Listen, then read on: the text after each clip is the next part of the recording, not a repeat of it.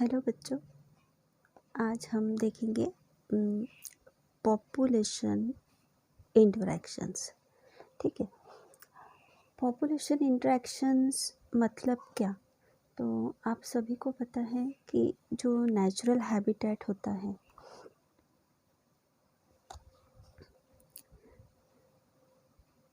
Natural habitat,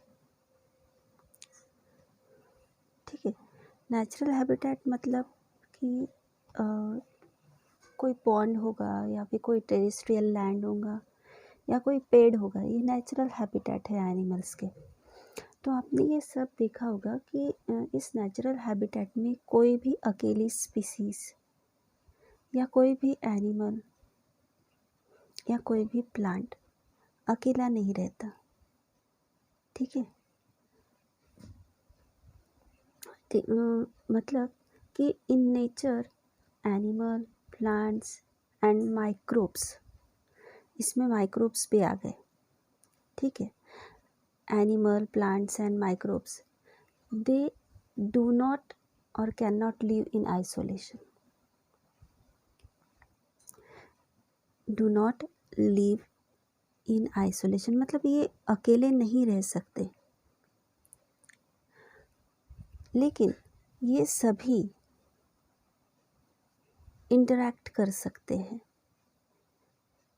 but they interact in myriad ways, मतलब many ways, बहुत अलग अलग तरीके से ये एक दूसरे के साथ में इंटरैक्ट करते हैं, in many ways, and they form biological community. और इस तरह से वो क्या फॉर्म करते हैं? बायोलॉजिकल कम्युनिटी फॉर्म करते हैं। ठीक है ना। फॉर एग्जांपल,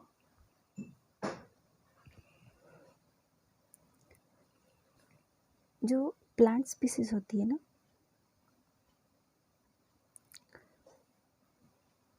प्लांट स्पीसीज में फोटोसिंथेटिक एबिलिटीज होती है।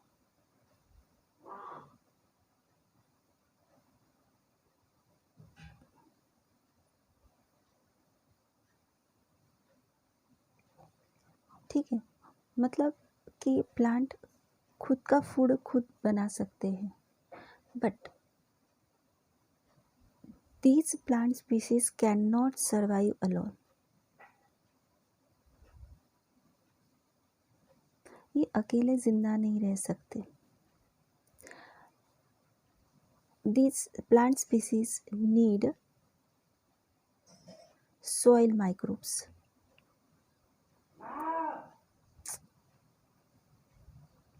Soil microbes to break down organic matter, है ना। ऑर्गेनिक मैटर को ब्रेक करने के लिए इन सॉइल माइक्रोब्स की ज़रूरत पड़ती है, and that release the organic nutrients. और इनके ज़रिए सॉइल में ऑर्गेनिक न्यूट्रिएंट्स रिलीज़ किया जाता है। ये जो ऑर्गेनिक मैटर या न्यूट्रिएंट है, ये रिलीज़ किया जाता है सॉइल में, और सॉइल से release into the soil, and soil में रिलीज़ करने के बाद में प्लांट्स इसका यूज़ करते हैं। ठीक है ना। तो समझ में आ गया कि किस तरह से प्लांट्स या फिर माइक्रोब्स है या फिर एनिमल्स एक दूसरे के साथ इंटरैक्ट करते हैं। इंटरैक्शन में भी टू टाइप्स, इंटरैक्शन के दो टाइप्स है। ठीक है, there are two types of interactions. Number एक, इंट्रास्पेसिफिक,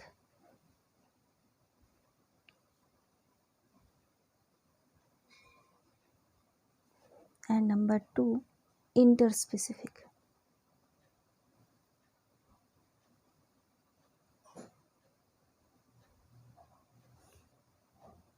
अब इंट्रास्पेसिफिक का मतलब क्या होगा? इंटरैक्शन बिटवीन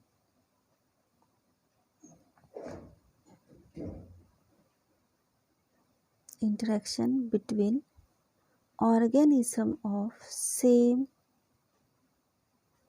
population और स्पीसीज। एक ही पॉपुलेशन या एक ही स्पीसीज के बीच जो इंटरेक्शन होता है उसे इंट्रा स्पेसिफिक बोलते हैं। एंड इंटर स्पेसिफिक मतलब between members of different species, अलग अलग स्पीसीज में होने वाला इंटरेक्शन मतलब inter specific interaction. It occur between two organisms. Interspecific interaction दो ऑर्गेनिजम्स के बीच होता है। अब ये दो ऑर्गेनिजम्स जो है ये प्लांट हो सकते हैं, between two plants, between two animals और बिटवीन प्लांट एंड एनिमल्स। ठीक है। Interspecific interaction may be classified into 4 types.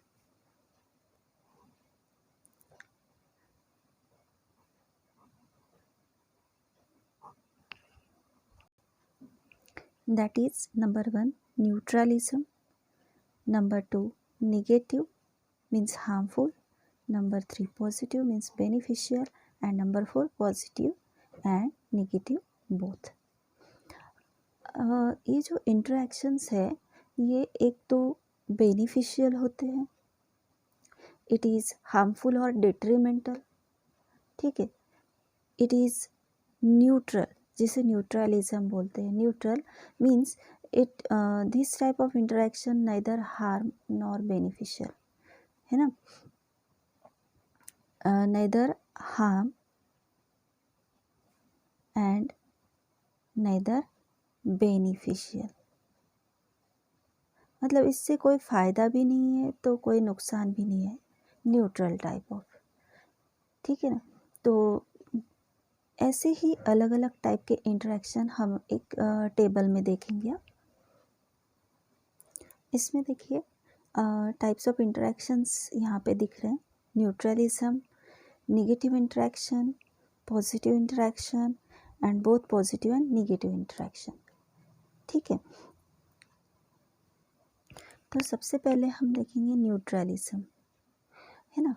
तो न्यूट्रलिज्म में जो स्पीसीज ए है और स्पीसीज बी है, इन दोनों को कोई भी इफ़ेक्ट नहीं हो रहा, no significant effect. Means here in neutralism both the species are not affected, मतलब दोनों भी स्पीसीज में कोई भी प्रॉब्लम क्रिएट नहीं होता है। Then negative interaction, negative interaction में आते हैं कंपटीशन, जो कि डायरेक्ट इंटरफेरेंस टाइप है, डायरेक्ट इंटरफेरेंस करके कंपटीशन करना, और दूसरा है रिसोर्स के लिए कंपटीशन करना। तो बोथ द स्पीसीज जो नेगेटिव इंटरेक्शन में दिखते हैं कंपटीशन में, तो यहाँ पे दोनों स्पीसीज जो होते हैं आर हार्म्ड। ठीक है ना, मतलब दोनों स्पीसीज को यहाँ पे हार्मफुल इफ़ेक्ट्स मिलते हैं। यहाँ पे जो माइनस साइन दिख रही है, ये नेगेटिव साइन जो दिख रही है, इसका मतलब होता है इनहिबिटेड, मतलब कि कंपटीशन में दोनों स्पीसीज को कुछ ना कुछ प्रॉब्लम होता है। ठीक है ना। Both the species have harmful effects, ऐसे हम बोल सकते हैं। Means both the species are harmed in competition. ठीक है। उसके बाद अमेंजेलिज्म, अमेंजेलिज्म में one species is harm and one is unaffected. ठीक है, अदर इज अनअफेक्टेड, मतलब एक स्पीसीज को हार्मफुल इफ़ेक्ट्स मिलते हैं तो दूसरे स्पीसीज को कुछ भी इफ़ेक्ट नहीं होता है, तो दैट इज़ द अमेंजेलिज्म। ये हो गया नेगेटिव इंटरेक्शन। अभी पॉजिटिव इंटरेक्शन हम देखेंगे। पॉजिटिव इंटरेक्शन में 3-4 चीज़ें आपको दिख रही है। सिम्बायोसिस मतलब म्यूचुअलिज्म, ठीक है, कमेंजलिज्म एंड प्रोटो कोऑपरेशन, ठीक है। अब ये जो म्यूचुअलिज्म है, म्यूचुअलिज्म में both the species are benefited, दोनों स्पीसीज को बेनिफिट मिलता है। मतलब इसमें जो दोनों स्पीसीज होते हैं वो एक दूसरे के लिए, एक दूसरे के ऊपर निर्भर होते हैं। They are dependent upon each other and got beneficial nutrients. मतलब एक स्पीसीज को अगर न्यूट्रिएंट्स मिल रहा है तो दूसरे स्पीसीज को शेल्टर मिल सकता है। तो एक दूसरे के साथ रहने वाले species both species are benefited in mutualism, ठीक है। अभी कमेंसलिज्म देखते हैं। कमेंसलिज्म में ऐसा होता है कि one species is benefited and another species is neither harm neither benefited. मतलब कोई भी इफेक्ट नहीं होता है। मतलब एक स्पीसीज को पूरी तरह से बेनिफिट मिलता है तो दूसरे स्पीसीज को ना तो वो हार्म होती है ना उसे बेनिफिट मिलता है, ठीक है। Then proto cooperation, proto cooperation में दोनों species, both the species are benefited, ठीक है। प्रोटो कोऑपरेशन क्या है? एक प्रकार का म्यूचुअलिज्म ही है। जैसे कि हमने देखा कि म्यूचुअलिज्म में क्या होता है कि स्पीसीज एक दूसरे पे डिपेंड करती है, लेकिन प्रोटो कोऑपरेशन में स्पीसीज एक दूसरे पे डिपेंड नहीं करती है, लेकिन सर्वाइवल के लिए वो एक दूसरे के ऊपर डिपेंड नहीं करती है ना। It is a form of mutualism. Proto cooperation is the form of mutualism, but cooperating species जो होते हैं वो एक दूसरे के साथ सिर्फ कोऑपरेट करते हैं, एक दूसरे पे डिपेंडेंट नहीं होते हैं। सो बोथ आर बेनिफिटेड, ठीक है। Then last, both positive and negative interaction. Positive और नेगेटिव इंटरेक्शन दोनों यहाँ पे हम देखेंगे, जिसमें पैरासिटिज्म और प्रीडेशन आता है। तो पैरासिटिज्म में क्या होता है कि एक ही स्पीसीज जो है उससे बेनिफिट मिलता है and another species is harm, ठीक है ना। तो जैसे पैरासिटिज्म में हम बोल सकते हैं पैरासाइट और प्रीडेटर। पैरासाइट और प्रीडेटर को बेनिफिट मिलता है, लेकिन पैरासाइट जिस पे डिपेंड करता है वो होता है होस्ट, ठीक है। और प्रीडेटर जिस पे डिपेंड करता है वो होता है प्रे, ठीक है ना। तो यहाँ पे होस्ट और प्रे जो है both are both get harmful effects, ठीक है ना। होस्ट, क्योंकि पैरासाइट जो है वो परजीवी है जो इसके अंदर या बाहर रहकर इस होस्ट को पूरी तरह से मार डाल सकता है। और प्रीडेटर यानी भक्षक जो अपने प्रे को खाने के लिए तत्पर रहता है, ठीक है ना। तो प्रे जो है, प्रीडेटर की वजह से प्रे जो है उसे हार्मफुल इफेक्ट्स मिलते हैं, है ना। तो प्रीडेटर जो होता है ना वो प्रे को खा लेता है। तो होस्ट और प्रे गेट्स द हार्मफुल और डेट्रीमेंटल इफेक्ट्स, ठीक है ना। तो समझ में आ गया कि these are the interspecific interaction. और अभी हमने ये सब 4 टाइप्स देखे यहाँ पे, ओके। तो सबसे पहले हम देखेंगे म्यूचुअलिज्म, ठीक है। तो म्यूचुअलिज्म में क्या होता है कि both the species are benefited, both species को बेनिफिट मिलता है, ठीक है। ये जो म्यूचुअलिज्म है it is obligatory, means it is compulsory and interdependent, मतलब एक दूसरे पे डिपेंड करते हैं, ठीक है। इसका एक एग्जांपल हम देख सकते हैं लाइकेंस का। लाइकेंस, तो लाइकेंस में क्या होता है कि this represent close relation, very close relationship between fungus and algae. ठीक है, algae is photosynthetic because it is green in color.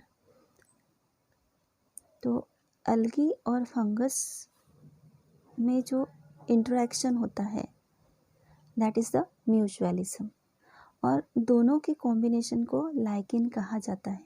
ये ध्यान में रखना। ये जो अलगी होती है ना, दिस इज साइनोबैक्टीरिया।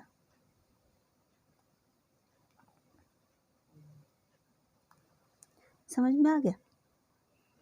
इस डायग्राम में देखिए, यहाँ पे फंगस दिखाई दे रहा है, fungus, and this is the अलगा या अलगी। अलगा क्या करते हैं? फोटोसिंथेसिस परफॉर्म करते हैं, एंड फंगस मॉइस्चर एब्सॉर्ब करते हैं, और दोनों मिलकर ये एक सिम्बायोटिक एसोसिएशन बनाते हैं जिसे म्यूचुअलिज्म बोला जाता है। ठीक है ना? तो this is the association of algae and fungus. इसका एक और एग्जाम्पल हम देख सकते हैं, the most spectacular evolutionary fascinating example between plant and animal relationship. Plant और एनिमल दोनों के बीच जो एक रिलेशनशिप होता है, एक शानदार, बहुत ही शानदार यानी स्पेक्टेकुलर रिलेशनशिप होता है।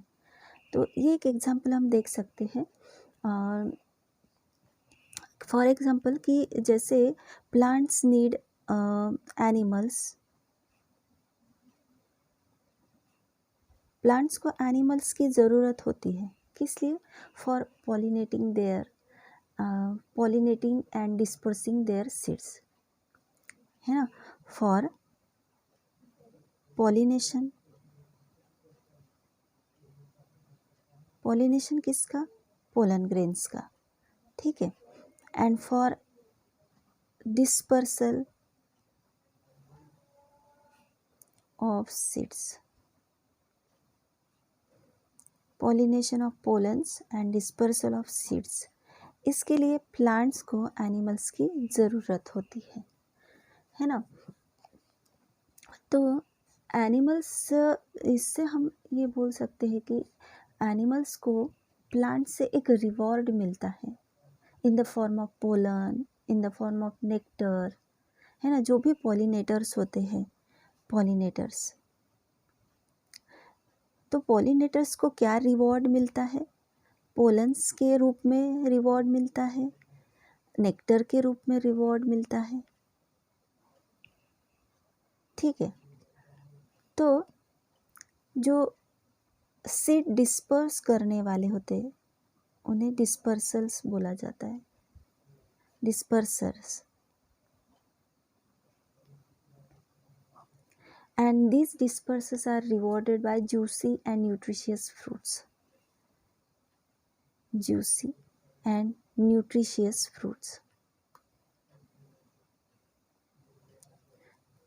ठीक है, तो इस तरह से पॉलिनेटर्स पोलन्स का पॉलिनेशन करते हैं, तो जो डिस्पर्सर्स होते हैं वो फ्रूट्स और फ्रूट्स खाकर जो सीड्स होते हैं उसको डिस्पर्स करने में मदद करते हैं। तो इस तरह से प्लांट और एनिमल का रिलेशनशिप यहाँ पे दिखता है, कि जो प्लांट है जो एनिमल्स की हेल्प लेते हैं for the pollination and for dispersal of seed. ठीक है ना? तो ये जो प्लांट और एनिमल का जो इंटरेक्शन है, इट ऑल्सो इन्वॉल्व इन को इवोल्यूशन, ये को इवोल्यूशन में भी इन्वॉल्व होते हैं, को evolution of both plant and animal, या फिर हम इन्हें म्यूचुअलिस्ट बोल सकते हैं, बोथ द म्यूचुअलिस्ट। फॉर एग्जांपल जैसे कि हम देख सकते हैं हमिंग बर्ड और जो फ्लावर होता है, हमिंग बर्ड और फ्लावर जो होता है, इनका साथ साथ ही इवोल्यूशन होता है। So both the species are tightly linked with one another, है ना। साथ साथ इवोल्यूशन होने की वजह से both flower and pollinator species दोनों tightly linked with one another.